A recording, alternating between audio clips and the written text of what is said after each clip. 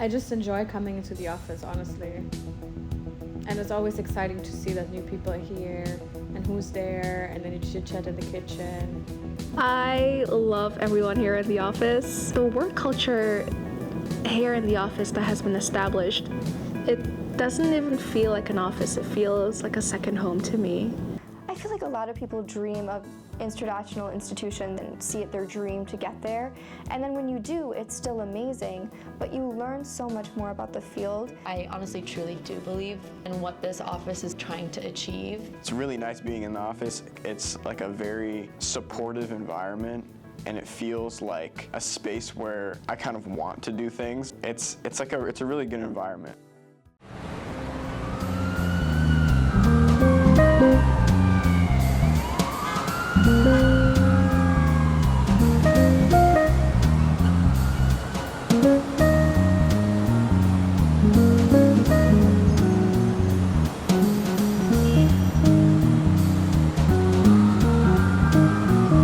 What initially interested me working here at the BIC was definitely the work that the office has done. A lot of my research interests have definitely aligned with some of the themes that the office has been following, so I was really glad to be a part of the program. CSW preparations started in December. The commission was in March. With that much preparation, I was just very, very excited. Excited in a way that I finally get to implement the work that I've been preparing for such a long time.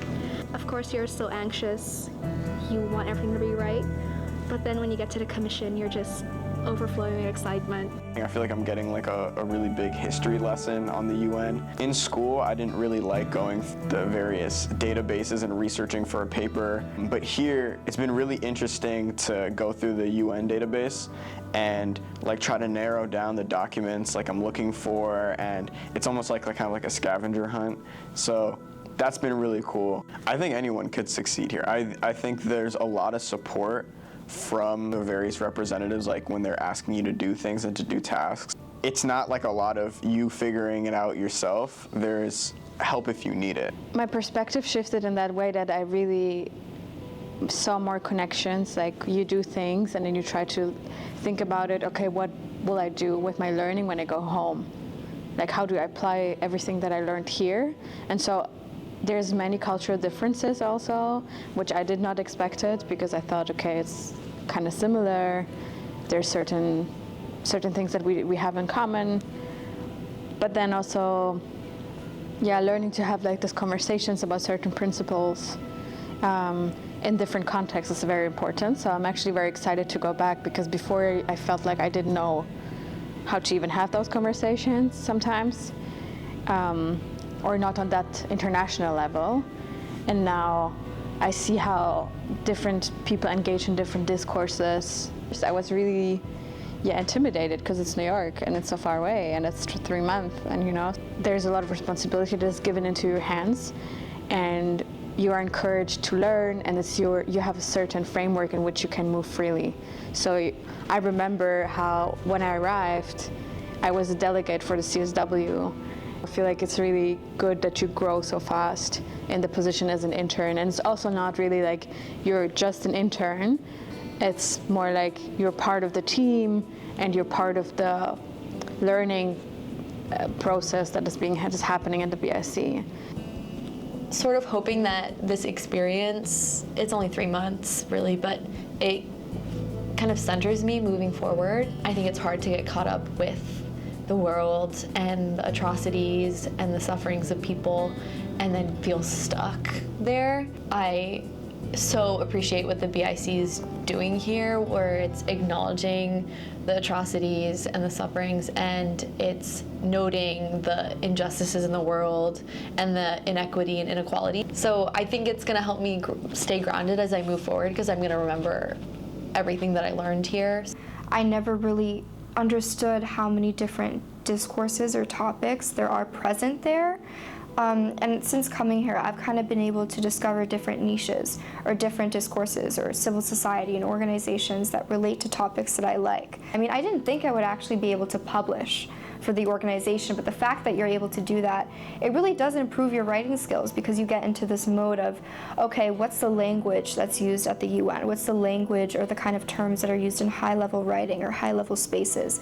And it enhances your writing so much. So that was definitely a skill that had improved. And being able to enter in this space has allowed me to, as I've said, like kind of create a more carved out path for what I want to do. So I've realized before coming in that I don't only want to be in this space, but I want to look into peace within this space. I want to look into migration within this space, and I want to, in the future, engage with this body or this organization, or I want to develop further connections with this person, or maybe this institution that's outside of the UN, maybe this permanent mission. Before coming here, I didn't really know there were so many resources available for someone's future or career. So that's definitely helped me shift what I want to do. My name is Dan Perel, and I serve as a representative for the Baha'i International Community's UN office. But I've been in this role for nearly 14 years now, and I was an intern in 2010 into the beginning of 2011 before taking on this particular role. At that age, I thought I knew what I wanted. I wasn't 100% sure. And I could imagine that interns who are coming today are in a similar position where they're still sort of exploring. And I think this idea of just, I'm here to serve, and if it means one day I do this thing and one day I do that totally different thing, it's all good. That's how we learn. And I think the internship opportunity is really a great chance to do that exploration without any negative consequences. We produce a lot of documents at this office, statements on gender equality or on social development, and we'll often turn to interns not only for their feedback, but to help us see what other kinds of feedback are coming in, and to make sure that the things that we're saying are consistent and relevant with the discourse across the street at the UN. And so we can say things that we believe to be true and interesting, but an intern can actually look at what's really happening across the street and say, you may think this is interesting, but here's how it could be received, or how it may need to be strengthened. And so there is some research, but then there's also attending meetings, actually engaging with some of the individuals who are decision makers.